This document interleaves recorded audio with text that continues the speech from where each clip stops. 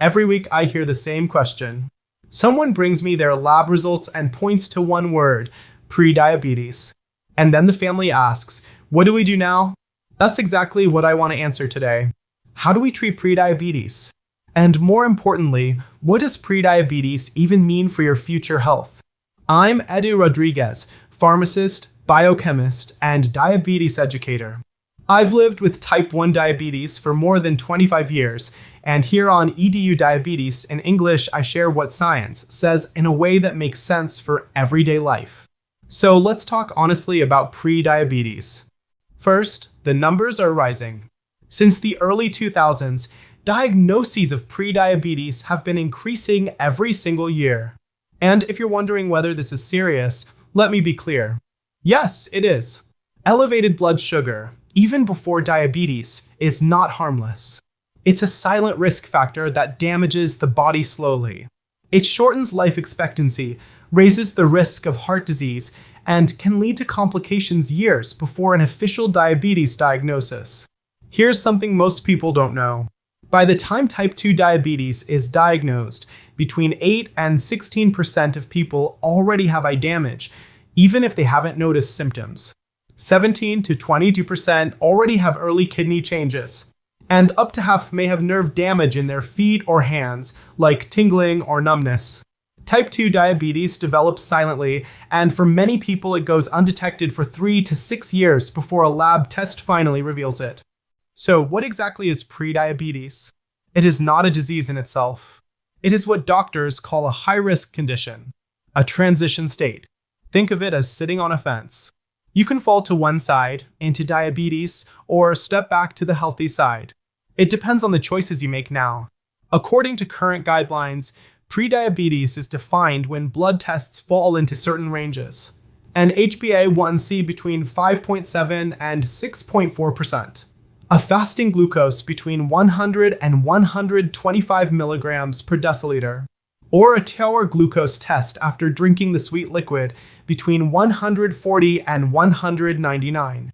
These numbers don't mean you have diabetes yet, but they do mean your body is struggling with glucose control. What happens next? Over 3 to 5 years, about 1 in 4 people with prediabetes will progress to type 2 diabetes. Half will stay in the same range, and 1 in 4 will return to normal glucose levels. That's encouraging. It means change is possible. But who's at higher risk? Age plays a role. The older we get, the higher the chance of progression. Excess weight increases insulin resistance and makes it harder for your body to handle glucose. A family history of diabetes raises your risk. Abdominal obesity, carrying extra fat around your waist, is another strong warning sign.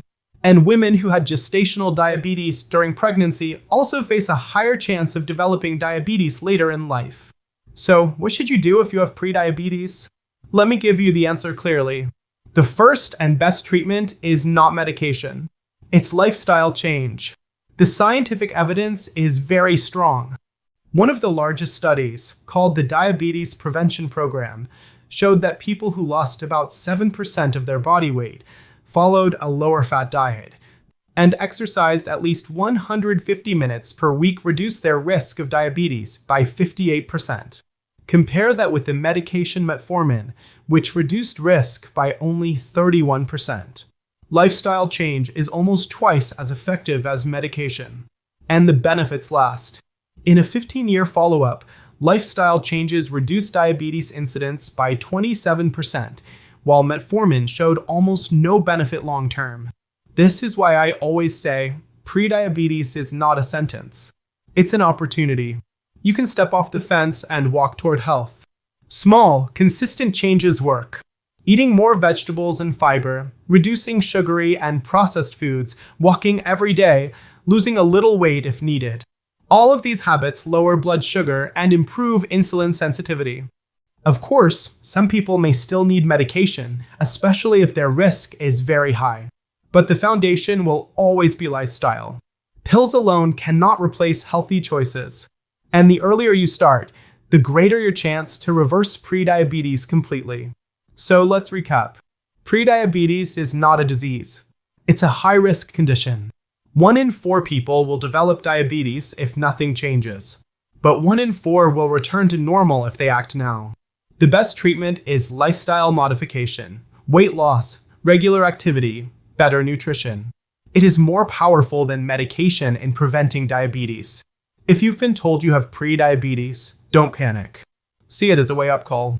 This is the perfect time to make changes that will protect your eyes, your kidneys, your heart, and your nerves for years to come. Now I want to hear from you. Have you or someone you love been diagnosed with prediabetes? What changes are you making right now to protect your health? Share your experience in the comments. It can inspire others who are going through the same journey. And before you go, don't forget to like this video, share it with your friends and family, and subscribe to EDU Diabetes in English. Together, we can turn knowledge into action and help more people live well with or without diabetes.